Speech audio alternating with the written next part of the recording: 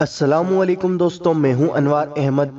آپ دیکھ رہے ہیں آپ کا اپنا چینل اللہ دین۔ دوستوں، حدیث شریف سے ہم جانیں گے کہ بہترین عورت اور بدترین عورت کون سی ہیں۔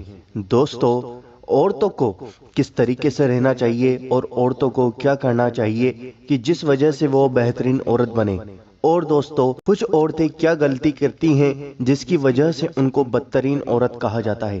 آئیے دوستوں جانتے ہیں اس حدیث شریف سے۔ ابو عزینہ صدفی رضی اللہ تعالی عنہ روایت ہے کہ اللہ کے رسول صلی اللہ علیہ وسلم نے فرمایا، تمہاری عورتوں میں بہترین عورت وہ ہے جو نہایت محبت کرنے والی، خوب اولاد والی، شوہر کی موافقت کرنے والی اور تعاون کرنے والی ہے، بشرط کہ اللہ سے ڈرنے والی ہو۔ دوستو، یہ بہترین عورت کی نشانیاں ہیں۔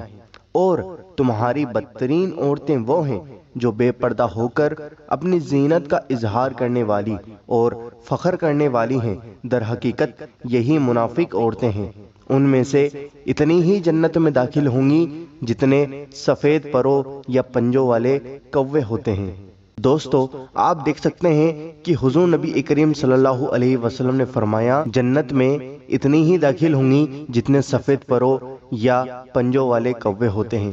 دوستو، یہ حدیث شریف بالکل صحیح ہے۔ دوستو، میں امید کرتا ہوں کہ آپ اس ویڈیو کو ہماری ماں اور بہنوں تک ضرور پہنچائیں تاکہ انہیں پتہ لگے کہ بہترین عورت اور بدترین عورت کون سی ہے جس کو ہمارے نبی کریم صلی اللہ علیہ وسلم نے ارشاد فرمایا ہے۔